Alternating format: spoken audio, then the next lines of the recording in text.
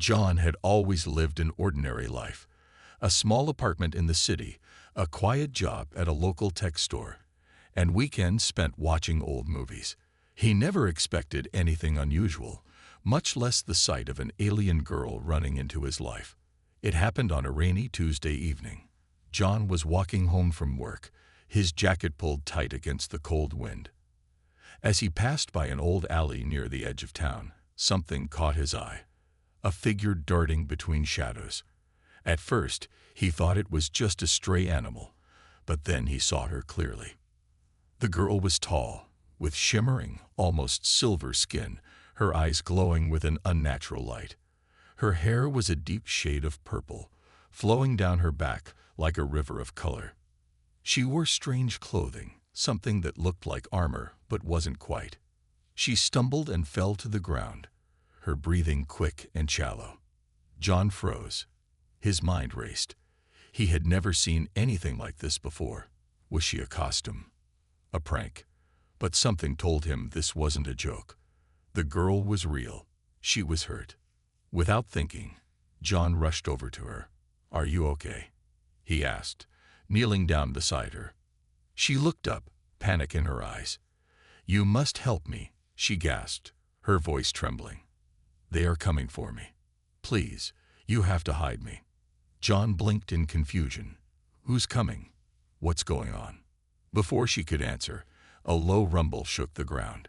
John's eyes widened in alarm as he heard the sounds of engines, a powerful low growl, growing louder. The girl's eyes flashed with fear. "It's them," she whispered. "They'll find me. You have to protect me." John didn't know what to do. Should he just call the police? But then he saw her face, so desperate, so scared. His heart raced. "All right, come with me," he said. "I'll help you." He grabbed her arm gently, helping her stand. As they moved quickly through the alley, John glanced over his shoulder, his pulse quickening. There were strange, glowing lights in the distance, and they were getting closer. The girl looked at him, a mixture of gratitude and fear in her eyes. "Thank you," she said softly. "You don't know what you've just gotten yourself into." John didn't understand. All he knew was that he couldn't leave her alone. Whoever was after her clearly meant business, and he had no idea why. But one thing was certain. His life was never going to be the same again. The night felt colder as John led the alien girl, whose name he had yet to learn, through the back streets of town. Her breathing had slowed, but she still looked over her shoulder every few seconds, as though she expected danger at any moment.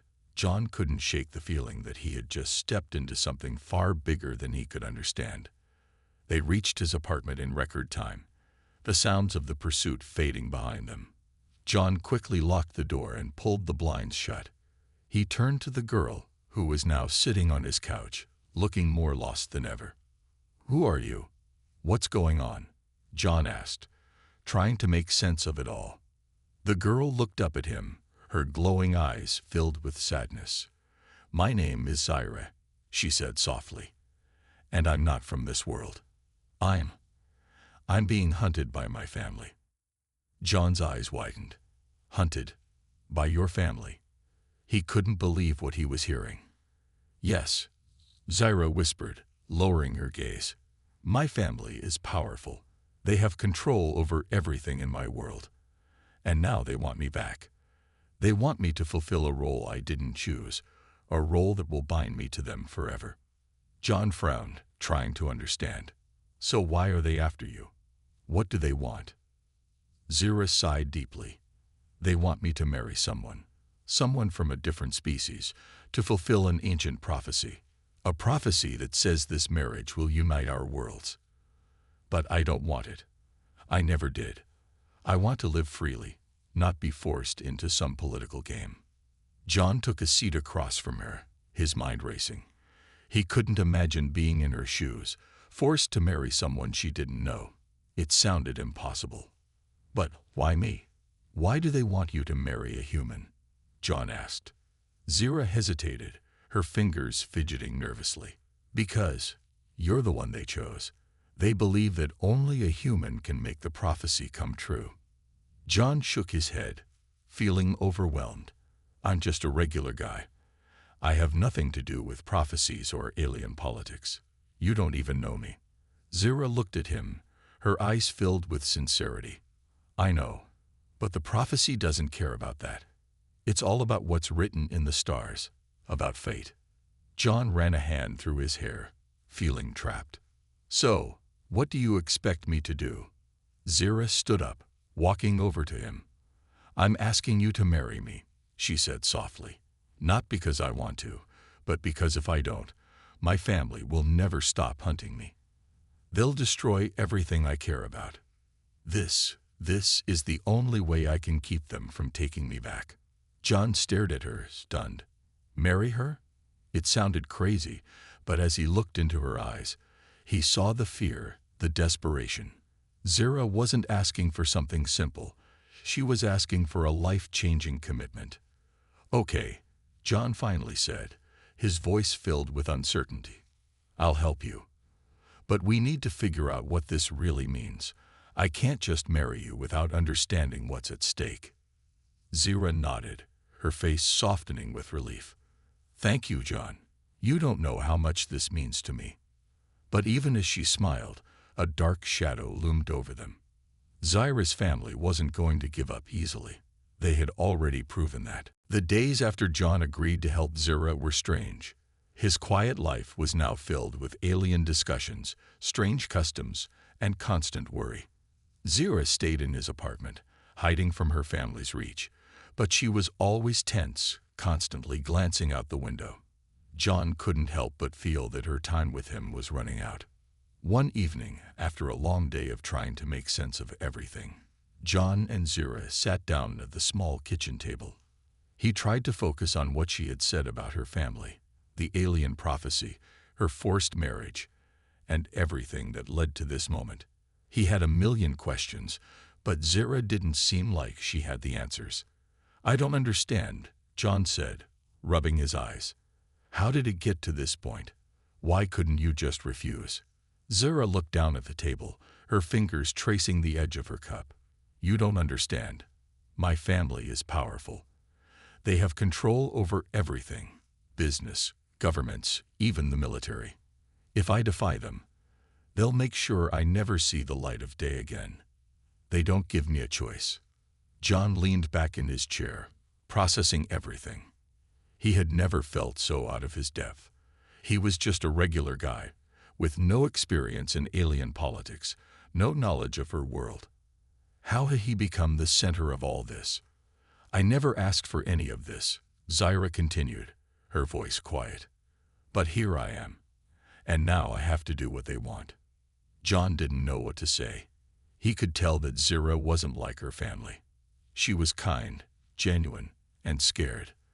The fact that she was being forced into all of this made him feel even more protective. We'll figure it out, John finally said, trying to reassure her. We have to. This marriage, it's just a formality, right? You don't have to live by their rules once it's done. Zira shook her head slowly. It's not that simple. My marriage to you will change everything. It's supposed to unite our worlds. And after that, I'm bound to my family's will, forever. There's no escape. John's heart sank. This was bigger than he had imagined. The pressure on Zira was unimaginable, and yet she had to go through with it, for her people, for her family, and for her future. But Zira continued, lifting her gaze to meet his. Maybe there's a way out. Maybe we can change the prophecy. Maybe together, we can do something no one expects. John looked at her, unsure of how to respond. Could they really change the future? Could they fight against everything her family had built for centuries? He reached out and took her hand. We'll face it together, he said, his voice steady.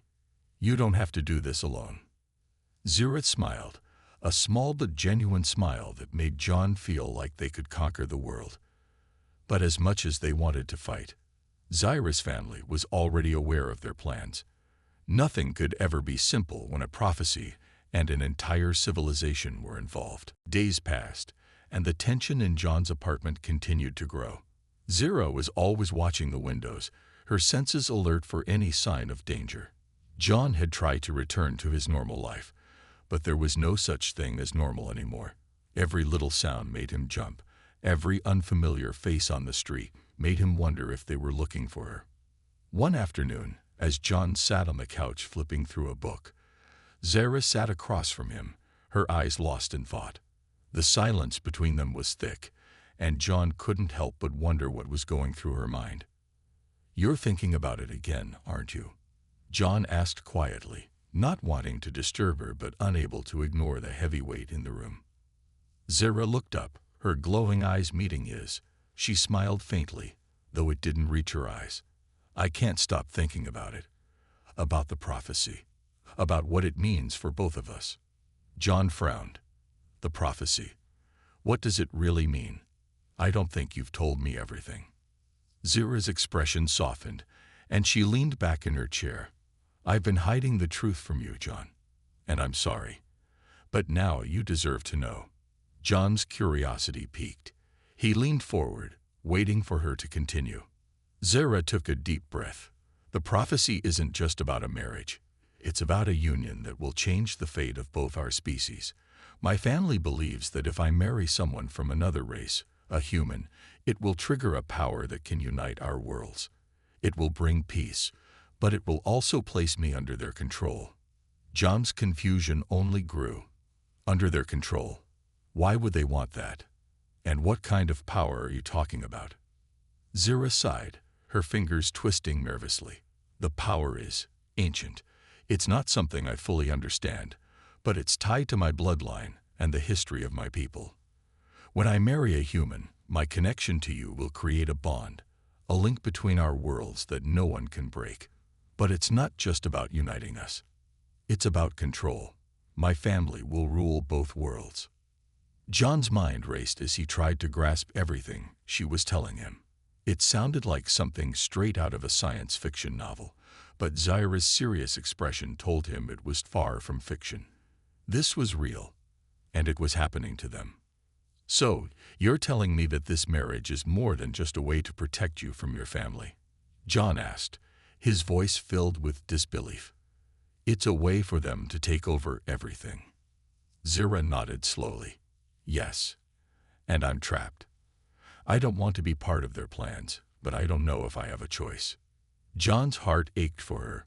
She had no choice in this, and yet her entire future depended on him. This wasn't just a marriage. It was a decision that would affect entire civilizations. "We need to stop them," John said, his voice firm. "We need to find a way to break the prophecy, to make sure they can't control you or us." Zara looked at him, her eyes filled with hope. "Do you think it's possible?" John took her hand in his. "I don't know, but I'm not letting them take you without a fight." As the reality of their situation sank in, John and Zira knew that their journey had only just begun, and it wouldn't be easy. The days that followed were filled with tension. Every time John and Zira tried to make a plan, it seemed like the universe was conspiring against them. They couldn't stay in one place for too long without worrying about Zara's family finding them. John tried to lead a normal life, but it was impossible when his life had become so deeply intertwined with the alien girls. One evening after dinner, they sat down together at the kitchen table. The room was dimly lit, and the sound of distant traffic outside was the only noise breaking the silence. Zira had been quiet all day, her usual confidence replaced by a quiet anxiety. "We need help," Zira said suddenly, breaking the silence. John looked at her, his eyebrows furrowed. "Help? From who?" Zira hesitated, her fingers tapping nervously on the table. "There are some people who oppose my family. They want to see my family's power broken. If we're going to stop them, we need to reach out to them." John thought about it. It sounded risky, but what other choice did they have? They couldn't keep running forever. "Who are these people?" John asked, trying to understand the situation better. Zira leaned forward, lowering her voice. "They're rebels, a group that believes in freedom. They've been fighting my family for years, trying to stop the control they have over the galaxy. but they're small, and they don't trust easily. John leaned back in his chair, his mind spinning. He didn't know much about politics or war in space, but he knew one thing. They needed to take action if they were going to change their fate. If they don't trust easily, how do we even get in contact with them? John asked. Zira's eyes met his, determination in them. I have a contact, a former ally who left my family's side. She's part of the rebellion now. I've tried to reach her before, but it's been difficult. We'll need to go to her. John's heart began to race. Going after the rebellion was no small task. They would be walking into unknown territory, facing dangers that John could hardly imagine. But Zira was right. If they were going to stop her family and change the prophecy, this was their only shot. We can't just show up at her door, John said. There's no way they'll let us in that easily. We need a plan. Zira nodded. I know. We'll have to be careful. If my family finds out we're meeting with the rebels, they'll come after us with everything they have. John swallowed hard. Then we need to be ready for anything. The two of them spent the next few hours planning their next move. They couldn't trust anyone, not even the rebels, until they knew for sure that they were on the same side. John was nervous, but he couldn't let Zira face this alone. He had already promised her they would fight together. The next morning, after packing their few belongings, John and Zira set out on their journey. As they left the city behind and headed toward the wilderness, John couldn't shake the feeling that their lives were about to change forever. But no matter how dangerous the road ahead seemed, one thing was certain. They weren't going to give up. Not now. Not ever. The journey was long, and the uncertainty of it all weighed heavily on John's mind. With every step, the tension between him and Zira seemed to grow. They had entered a dangerous path, one where they could no longer look back. The rebellion was their only hope, but the closer they got, the more John realized that it was a fragile hope at best. The dense forest they were traveling through seemed to close in around them, making every noise sound amplified. Even though they had been walking for hours, neither of them spoke much. Zira, with her eyes constantly scanning their surroundings, was the more alert of the two. John couldn't shake the feeling that they were being followed. It's not safe here, Zira said quietly, breaking the silence. Her voice was steady, but John could hear the underlying worry in her words. My family's spies are everywhere. They've been tracking me for days. John nodded. He had known this was coming. They couldn't run forever, but they had to keep going. Zira's future, both hers and the future of her world, was at stake. Where exactly are we headed? John asked, trying to focus on their plan and block out the growing anxiety. Zira glanced at him. There's a hidden base in the mountains. It's isolated, so my family won't be able to trace us easily. That's where we'll meet the rebels. John's stomach tightened. Rebels. That word still felt strange to him. He had no idea what to expect, but one thing was clear. Their situation was more dangerous than ever. After a few more hours of walking, they finally reached the base, a large concealed structure carved into the side of a mountain. It looked like a bunker, almost invisible to the outside world, hidden beneath the thick trees and rocks. This is it, Zira said, looking up at the entrance, her eyes filled with both hope and doubt. If the rebels agree to help, we may have a chance. John couldn't help but feel a sense of unease. Everything about this situation felt off. The idea of trusting rebels, people who lived in constant fear of Zira's family, made him nervous. They were entering a world of secrets and hidden alliances. What if the rebels didn't even care about Zira or her problems? What if they just wanted to use her for their own agenda? Zira seemed to sense his unease. I know you're scared, but this is our only option, she said quietly, her voice filled with determination. We have to trust them. As they walked inside, they were greeted by a small group of individuals, all wearing mismatched clothing and carrying weapons. They didn't look like soldiers. They looked like survivors. Zira's contact, a woman with sharp eyes and short dark hair, stepped forward to meet them. "You're late," the woman said, her tone cold. "We've been waiting for you." Zira nodded. "I know. It's been difficult." John could see the tension between them. They weren't just allies. They were former enemies. Zira's family had once ruled over them, and now they were supposed to work together to bring that power down. The woman's eyes flicked to John, and she raised an eyebrow. "And this is your human?" Zira stood tall, her voice unwavering. "Yes, he's with me, and he's here to help." John swallowed, feeling the weight of her words. There was no going back now. Whatever came next, they would have to face it together. The tension in the hidden rebel base was thick, the air heavy with unspoken fears. John could feel every eye on him, each one assessing him, judging him. They didn't trust him. And why should they? He was just a human, someone caught up in a war that wasn't his own. But Zira had chosen him, and now he had no choice but to stand beside her. Zira's contact, the woman with the cold eyes, led them to a small, dimly lit room. She didn't waste time on pleasantries. "We've agreed to help you," she said, her voice sharp. "But this is dangerous. You're asking for more than just our help. You're asking us to risk everything." Zira nodded, her gaze unwavering. "I understand. But my family's power has to end. We can't let them control everything any longer. I'm asking you to trust me, to trust us."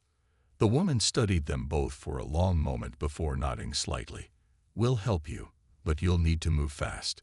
We have limited resources, and we can't risk staying in one place for too long." John wasn't sure how much of this he believed. This whole situation felt like a dream, like one wrong move and it would all come crashing down. But Zira's determination gave him the strength to keep going. If she was willing to fight for a future, he could fight with her. "Where do we go from here?" John asked. The woman pointed to a map on the wall. "We've learned that your family is planning to move against the rebellion soon. They've sent agents to find you, Zira. They'll be looking for you everywhere. But we have a safe house in the mountains, a place where we can regroup and prepare." Zira looked at John, her expression grim. "We have to get there before they do." The rebels gave them supplies, weapons, and a guide. A young man named Eric, who had once been a soldier in Zira's family's army, but had turned against them after realizing what they truly stood for. His knowledge of the terrain would help them evade the soldiers searching for Zira. They left the base under cover of night, moving swiftly and quietly through the dense forest. John kept close to Zira, constantly on alert, watching for any sign of danger. The night seemed to stretch on forever, the shadows growing deeper as they moved further away from the safety of the rebel base. Hours passed, and John's legs began to ache, but they couldn't afford to stop. Not now. Zira, despite her exhaustion, led the way, her eyes sharp and focused. She was determined to reach the safe house, and nothing was going to stop her. Suddenly, Eric, who had been scouting ahead, signaled for them to stop. His face was tense as he motioned for them to crouch down behind a large rock. "They're coming," Eric whispered urgently. John's heart skipped a beat. They were so close, too close. He could hear the distant hum of engines, the low growl of alien vehicles, getting closer with every passing second. "They know we're here," Zira said, her voice low but firm. "We have to move now." The group quickly split up, heading in different directions to confuse their pursuers. John stayed close to Zira, his mind racing. They couldn't afford to get caught now. They were running out of time. As they moved through the dense trees, John could hear the sounds of the alien soldiers getting louder. His pulse quickened. Every branch that snapped underfoot made his heart race. But Zira didn't hesitate. She pushed forward, determined to reach the safe house. Finally, after what felt like an eternity, they reached the edge of the forest. In front of them stood the safe house, hidden in plain sight, a small cabin surrounded by tall, thick trees. But as they approached, John couldn't shake the feeling that something was wrong. The door was ajar, and the windows were dark. Zira froze. Something's not right. John's heart sank as they crept closer, knowing that they weren't safe yet. Zyra's instincts were spot on. As soon as they reached the safe house, John could feel the tension in the air. The cabin that should have been their refuge looked abandoned, but there was no doubt in his mind. Something was terribly wrong. Zyra motioned for everyone to stay low, and they crouched behind the trees, peering cautiously toward the cabin. It was quiet, almost too quiet. The lights in the windows were dim, and the front door was slightly ajar, swaying in the wind like it had been forced open. Eric, their guide, held up a hand, signaling them to stay put. "It's a trap," he whispered, his voice barely audible. "They know we're here." John's heart pounded in his chest. The feeling of being hunted had never been so real. Zyra's family had tracked them here, and they were closing in. Zyra glanced around, her face pale but determined. "We can't just wait here. We need to act first. We have to get inside and find out what happened." John swallowed hard, his mind racing. But what if it's too dangerous? Zyra's eyes met his, her gaze filled with resolve. "We don't have a choice." With no time to waste, they moved toward the cabin, staying in the shadows. Every step felt like a risk. They reached the door and pushed it open cautiously. The cabin's interior was dark, but they could make out the shapes of overturned furniture and the faint smell of smoke in the air. Zyra stepped forward, her movements quick and quiet. "Stay close," she whispered. Inside, it was clear that the cabin had been ransacked. Papers were scattered across the floor, and there were signs of a struggle, broken furniture and burn marks on the walls. John's gut twisted with worry. This wasn't the safe house they had expected. Zyra moved toward a hidden compartment in the floor and began to open it. "There's something here, something we need." John watched nervously, his hand on the weapon he had been given by the rebels. Every second felt like an eternity. He could still hear the sounds of alien vehicles in the distance, and it wouldn't be long before the soldiers arrived. Just as Zyra reached for the hidden box, the door slammed shut behind them. John spun around, his heart in his throat. Figures stepped into the doorway. Two of Zyra's family soldiers, their weapons aimed directly at them. "We've been expecting you," one of the soldiers said coldly, his voice low and dangerous. Zyra's eyes narrowed as she stepped in front of John. "You won't stop me," she said, her voice fierce. "I won't go back." The soldier smiled cruelly. "You have no choice." Before John could react, Zyra's powers flared up, and the air around her seemed to shimmer. She raised her hand, and the soldier closest to her was thrown backward, crashing into the wall with a force that made the entire cabin shake. The other soldier lunged at her, but John acted quickly, grabbing the weapon and firing a shot that stunned the soldier just in time. "Move," Zyra shouted. "We need to get out of here now." They ran toward the back of the cabin, but as they burst through the rear door, they were met with more soldiers. The air crackled with energy, and John could feel the adrenaline surging through his veins. They had no choice but to fight. Zyra unleashed another wave of power, knocking several soldiers back, but more kept coming. John fought alongside her, doing his best to protect her while they made their escape. It wasn't easy, but they managed to break free from the cabin, heading deeper into the forest, where the rebels were waiting for them. But they weren't safe yet. The battle for Zyra's freedom was just beginning, and there was no turning back. The escape from the cabin had been more dangerous than John had imagined. With each step they took, the soldiers seemed to multiply, closing in on them from all directions.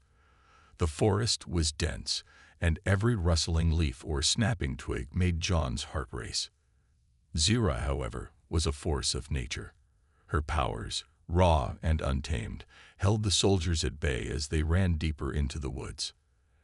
As they reached a small clearing, Zyra collapsed against a tree, panting heavily. Her energy was running low, but she refused to stop. John quickly knelt beside her, checking for injuries, but there were none. She was exhausted, but her spirit remained strong. "We can't keep running forever," John said, trying to steady his breath. "We need a plan." Zira nodded, her eyes focused and sharp. "The rebels are just ahead. We need to reach them. They're our last hope." John took a deep breath. They were running on borrowed time. The sound of alien engines could still be heard in the distance, growing louder. Every second mattered. Just as they began to move again, a voice called out from the shadows. "You're not alone." John froze. He hadn't heard anyone approach, and the voice sounded strange, like it wasn't quite human. But before he could react, a figure stepped into the clearing, tall, with dark eyes that glinted in the dim light. It was a woman, but her features were unmistakably alien. "Who are you?" John asked, his hand instinctively reaching for the weapon at his side. The woman smiled, a faint glimmer of humor in her eyes. "I'm not your enemy," she said, holding up her hands in peace. "I'm part of the rebellion. My name is Lyra." Zura's eyes widened with recognition. "Lyra, I didn't think you'd come. I thought." Lyra cut her off, her voice firm. "I couldn't let you face this alone, Zyra. Your family is too dangerous, and they need to be stopped. I know what they're capable of." John looked at Lyra, still unsure. "How do we know we can trust you?" Lyra gave him a steady look. "You don't. But you don't have many choices right now, do you?" Zyra stepped forward, her gaze unwavering. "She's right. We don't have time to question everything. We need help, and Lyra is the only one who can give it to us." John hesitated for a moment, but then he nodded. Zyra had been right about everything so far, and he wasn't about to turn his back on her now. Lyra led them through the forest, moving with the quiet grace of someone who had spent years hiding in its shadows. She spoke little, but the weight of her words hung heavy in the air. The further they walked, the more John realized that this was no ordinary rebellion. It was a group of people who had been fighting for their lives, their freedom, for years, living in constant fear of Zura's family. Eventually, they reached a hidden base, a well-fortified underground bunker that blended seamlessly into the landscape. It was a place where the rebellion's leaders gathered, and where they would plan their next moves. Inside, the air was filled with the hum of activity. Maps were spread across tables, and rebels were gathered in small groups, discussing strategy. It was a far cry from the chaos they had just left behind, but it wasn't peaceful. The room was tense with the urgency of the rebellion's mission. Lyra turned to Zura. "This is where we make our stand," she said, her voice hard with determination. "We stop your family, or we don't stop at all." Zura nodded. "We don't have a choice anymore. We have to win." John stood by her side, his heart racing. This was it, the final fight. They were standing on the edge of a new world, and the only way forward was through the rebellion. The plan was set. Zyra, John, and the rebels had gathered everything they needed for the final push. There was no turning back now. The forces of Zyra's family were closing in, but for the first time in days, there was a sense of hope in the air. They were no longer just running. They were fighting back. Zyra stood at the front of the rebellion's command center, her eyes filled with a mixture of determination and uncertainty. She had spent her life under the control of her family, but now, with John by her side and the support of the rebels, she was ready to fight for her future. John, standing next to her, looked out at the group gathered in the bunker. They weren't soldiers, at least not in the traditional sense. They were survivors, people who had lost everything to Zyra's family's rule and who had decided that enough was enough. The stakes couldn't have been higher. "You ready?" John asked, his voice low but steady. Zyra turned to him, her expression softening. "I never thought I'd be in this position, but with you here, I feel like we can do this." John smiled slightly. "We've come this far. We're not stopping now." The plan was simple, but risky. They would strike at the heart of Zyra's family's empire, an ancient fortress that stood at the center of their power. It was heavily guarded, and the chances of success were slim. But this was their only chance to end the cycle of control and fear that had ruled both their worlds. "We'll move at night," Lara, the rebel leader, said as she approached.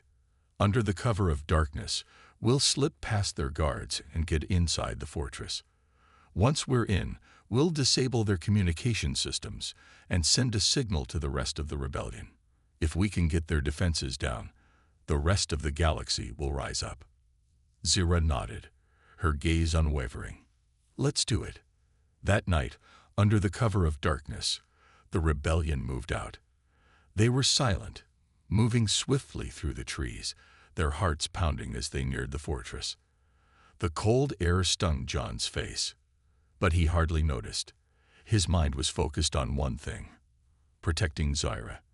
This wasn't just a fight for freedom. It was a fight for the life they could build together.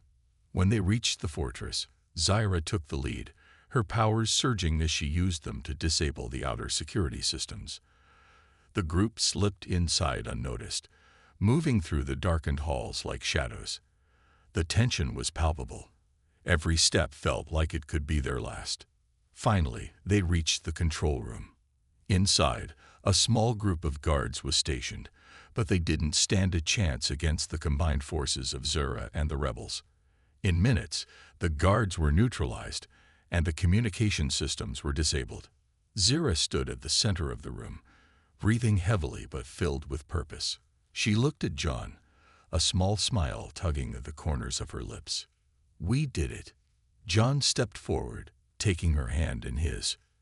"This is just the beginning," he said softly. As they made their way back to the rebel base, the sound of victory filled the air. The rebellion was starting to spread across the galaxy. Zira's family, once thought invincible, was now on the defensive. In the days that followed, the galaxy began to change. The rebellion gained momentum, and Zira's family's control began to crumble. And through it all, John and Zira stood together, facing each new challenge side by side. As they watched the stars from the rebel base, John turned to Zira. "I never thought I'd be here, but I'm glad I am. With you." Zira smiled, her eyes soft with emotion. "And I never thought I'd be free, but now I have you, and I have a future we'll build together." In that moment, John realized that this wasn't just about defeating an empire or changing the future of two worlds. It was about them, about the love and the bond they had formed against all odds. And whatever came next, they would face it together.